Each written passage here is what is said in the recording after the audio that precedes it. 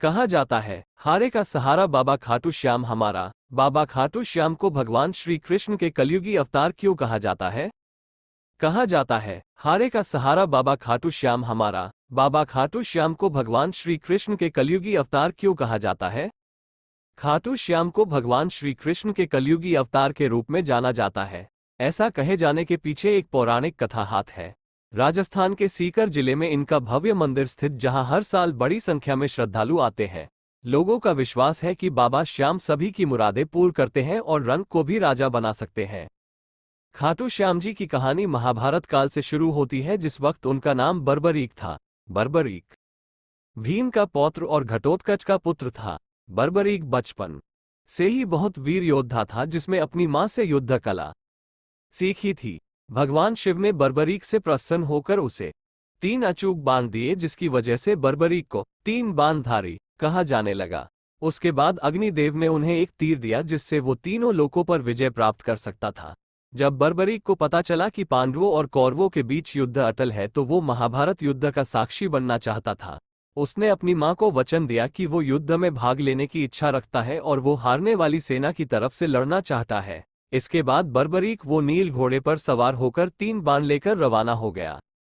रास्ते में श्री कृष्ण ने ब्राह्मण का वेश धारण कर बर्बरीक को रोका, ताकि वो उसकी शक्ति की परीक्षा ले सके। उन्होंने बर्बरीक को उकसाया कि वो केवल 3 तीरों से युद्ध कैसे लड़ेगा। इस बात का जवाब देते हुए बर्बरीक ने कहा कि उसका एक बाण ही दुश्मन की सेना के लिए काफी है और वो वापस अपने तरकश में लौट आएगा। बर्बरीक ने तब श्री कृष्ण को बताया कि उसके पहले तीर से वो निशान बनाएगा जिसको उसे समाप्त करना है, और उसके बाद तीसरा तीर छोड़ने पर उसके निशान वाली सभी चीजें तबाह हो जाएगी। उसके बाद वो तीर वापस तरकश में लौट आएगा। अगर वो दूसरे तीर का प्रयोग करेगा तो पहले तीर से जो भी निशान लगाए थे वो सभी चीजें सुरक्षित हो जाएगी। कुल मिलाकर वो एक तीर से तबाही और एक तीर से रक्षा कर सकता था। जब श्री कृष्ण को बर्बरीक की शक्ति का पता चला, तो उन्होंने बर्बरीक को चुनौती दी कि अगर वो जिस पीपल के पेड़ के नीचे खड़ा है उसके सभी पत्तों को आपस में बांध देगा तो उनको बर्बरीक की शक्ति पर विश्वास हो जाएगा। बर्बरीक ने चुनौती स्वीकार कर ली। वह तीर छोड़ने से पहले ध्यान लगाने के लिए आंखें बंद कर दी। तब श्री कृष्ण से बर्बरीक को पता लगे बिना पीपल की एक पपत्ती को तोड़कर अपने पैरों के नीचे छुपा लिया। जब बर्बरीक ने पहला तीर छोड़ा तो सभी पत्तियों और निशान हो गए और अंत में सभी पत्ते श्री कृष्ण के पैरों के आसपास घूमने लगे। अब श्री कृष्ण ने बर्बरीक से पूछा कि तीर भी मेरे पैरों के चारों ओर क्यों घूम रहा है?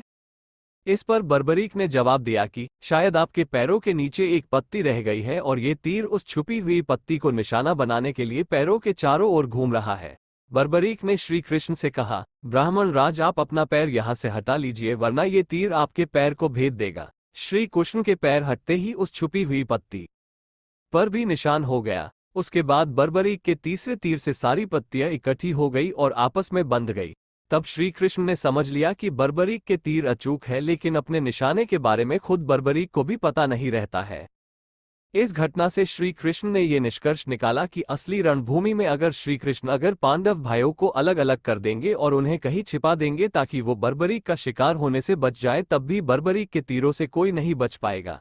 इस प्रकार श्री कृष्ण को बर्बरीक की शक्ति का पता चल गया कि उनके अचूक तीरों से कोई नहीं बच सकता है। तब श्री कृष्ण ने युद्ध में उनकी तरफ से लड़ने का प्रस्ताव दिया। बर्बरीक ने अपनी गुप्त बात उनको बताई कि उसने अपनी माता को वचन दिया है कि वो केवल हार रही सेना की तरफ से लड़ेंगे। कौरवों को भी बर्बरीक के इस वचन के बारे में पता था, इसलिए उन्होंने युद्ध के पहले दिन अपनी 11 अक्षनी सेना को नहीं उतारा था, ताकि जब कौरवों की सेना पहले दिन पांडवों से हार जाए तो बर्बरीक कौरवों का सहयोग कर पांडवों का विनाश कर देगा। इस प्रकार जब वो कौरवों की तरफ से लड़ेगा तो पांडवों की लड़ रही सेना कमजोर हो जाएगी। उसके बाद वो पांडवों की सेना में चला जाएगा। इस तरह वो दोनों सेनाओं में घूमता रहेगा। श्री कृष्ण को अब लगने लगा था कि अगर बर्बरीक इस युद्ध में शामिल हुआ तो कोई भी सेना नहीं जीत पाएगी और अंत में कौरव पांडव दोनों का विनाश हो जाएगा और केवल बर्बरीक शेष रह जाएगा। तब श्री कृष्ण ने विचार किया कि बर्बरीक को रोकने के लिए उनको बर्बरीक से उसकी जान मांगनी होगी। तब श्री कृष्ण ने बर्बरीक से दान की मांग की। तब बर्बरीक ने कहा, प्रभु आपकी जो इच्छा हो मैं आपको देने को तैयार हूँ। श्री कृष्ण ने दान में बर्बरीक का सिर मांगा। बर्बरीक भगवान श्री कृष्ण की अनोखी मांग को सुनकर चकित रहा गया और इस अनोखी मांग पर उस ब्राह्मण को अपनी असली पहचान बताने को कहा। श्री कृष्ण ने बर्बरीक को अपना विराट रूप दिखाया और बर्बरीक उसे देखकर धन्य हो गया। श्री कृष्ण ने तब बर्बरीक को समझाया कि रणभूमि में युद्ध से पहले सबसे वीर क्षत्रिय की बलि देनी पड़ती है, इसलिए मैं तुमसे तुम्हारा सिर दान में मांग रहा हूं और मैं तुमको इस धरती का सबसे वीर क्षत्रिय होने का गौरव देता हूं। अपने वादे को निभाते हुए श्री कृष्ण के आदेश पर बर्बरीक ने अपना सिर दान में दे दिया। ये घटना फागुन महीने के शुक्ल पक्ष के 12वें दिन हुई थी। अपनी जान देने से पहले बर्बरीक ने श्री कृष्ण ने अपनी एक इच्छा जाहिर की, वो महाभारत युद्ध को अपनी आंखों से देखना चाहता है। श्री कृष्ण ने उसकी ये इच्छा पूरी की और सिर अलग करने के बाद उनके सिर को एक ऊंची पहाड़ी पर रख दिया जहां से रणभूमि साफ नजर आती थी। वहीं से बर्बरीक के सिर ने पूरा महाभारत युद्ध देखा था। युद्ध खत्म होने पर जब जीते हुए पांडव भाइयों ने एक दूसरे से बहस करना शुरू कर दिया कि युद्ध की जीत का जिम्मेदार कौन है, तो श्री कृष्ण ने बर्बरीक के सिर को इस निर्णय लेने को कहा कि किसकी वजह से पांडव युद्ध जीते। तब बर्बरीक के सिर ने सुझाव दिया कि श्री कृष्ण अकेले ऐसे हैं जिनकी वजह से महाभारत युद्ध में पांडवों की जीत हुई, क्योंकि उनकी रणनीति की इस युद्ध में अहम भूमिका थी और इस धर्म युद्ध में धर्म की जीत हुई। महाभारत युद्ध के बाद बर्बरीक के सिर को श्री कृष्ण ने रूपवती नदी में बहा दिया। कई सालों बाद कलयुग की शुरुआत में उनका सिर जमीन में दफन वर्तमान राजस्थान के खाटू गांव में मिला। कलयुग की शुरुआत में इस जगह को छुपाए हुए रखा गया।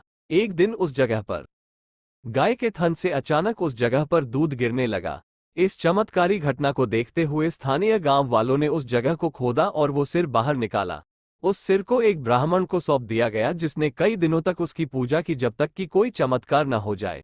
खाटू के राजा रूप सिंह चौहान को एक सपना आया कि उनको एक मंदिर बनवाना है जिसमें के सिर को स्थापित करना है। तब खाटू श्याम जी मंदिर का निर्माण शुरू किया गया और फागुन मास की शुक्ल पक्ष के 11वें दिन उनकी प्रतिमा को स्थापित किया गया।